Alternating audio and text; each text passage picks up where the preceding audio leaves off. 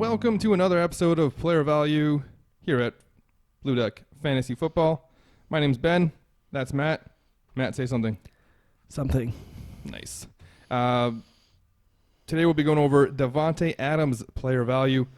We'll be going over where we rank him as a wide receiver rest of season, where we rank him as a wide receiver in a Dynasty league, where we draft him in a Dynasty startup, and where we draft him in a 2020 redraft league.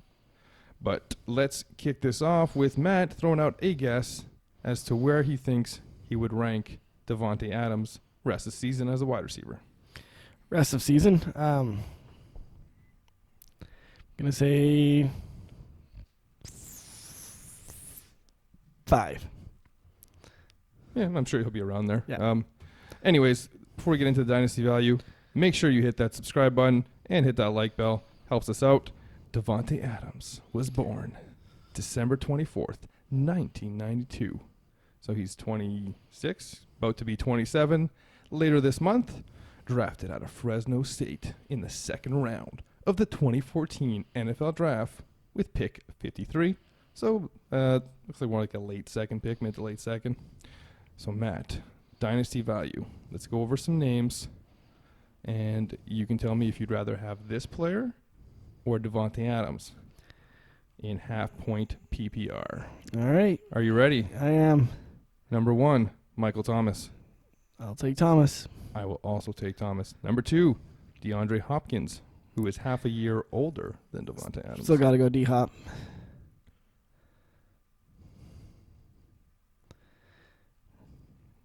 You had the other way at the beginning.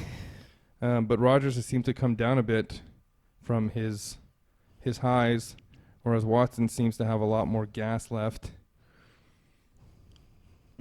Hey, I'm going to go with... that running game helps out the Packers as well. And every game he's kind of played in, he's been pretty good. DeAndre Hopkins has been half a year. I'm sticking with Davante Adams at number 2. Okay. Mike Evans. No, I'll take Adams. Tyreek Hill. Ooh, that's really close. I'm going to go Adams. I just trust him a little bit more to stay out of trouble. Yeah, I guess I didn't really consider the trouble part of it, but I'm going to take Tyreek Hill just because he's locked into Pat Mahomes for a much longer time period, so that dynasty value to me is up. And I know he's gotten in trouble twice in college and then last year, but I'm thinking he's going to be okay. Is there anybody else you can think of that might crack here? Amari Cooper? Not Mike over Evans? Adams. No. Cooper Kupp? No. Chris Godwin? No. Tough one for you again here. No. Mike Williams? I thought it was going to be Lockett. No. No, Tyler Lockett isn't close either. I don't think there's anybody else that we can name here, so... No, I mean, you could... Some people argue for Julio, but his age He's takes too him old out. in a Yeah. dynasty league. I can see the argument in a redraft league Yeah. for next year, and we'll get to that shortly. But no, there's nobody else that's on this upper echelon of wide receivers for me. Odell Beckham has fallen off of it. Juju Smith-Schuster has fallen off of it.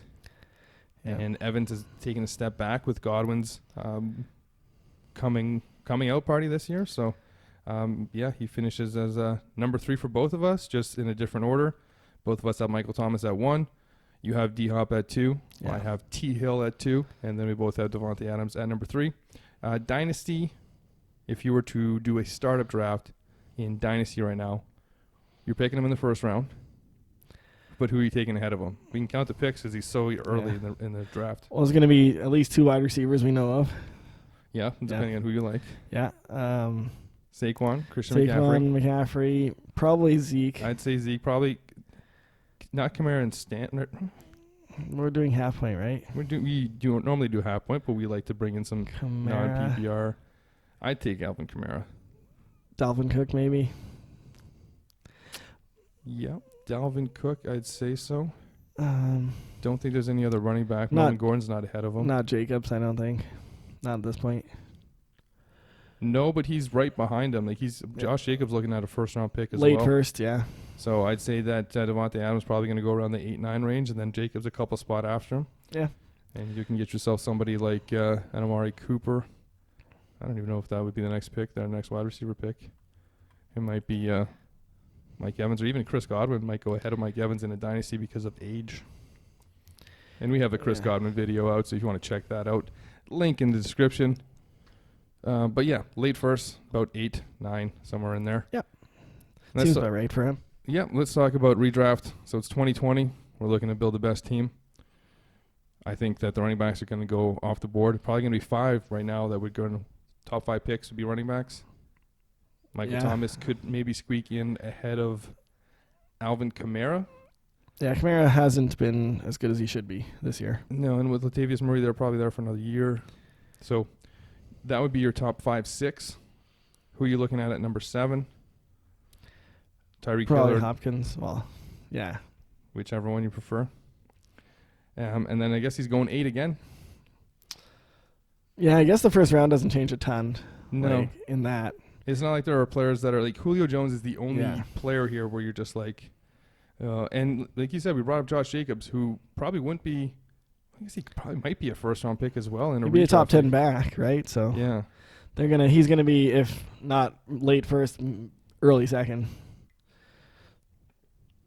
right? Yeah, these other wide receivers just haven't gotten up to him, and he's not old enough where Davante Adams just isn't old enough where he's like falling back. Like that's where Julio is, and that's why you might see guys like even Cortland Sutton might go ahead of Julio Jones in a dynasty league. Okay.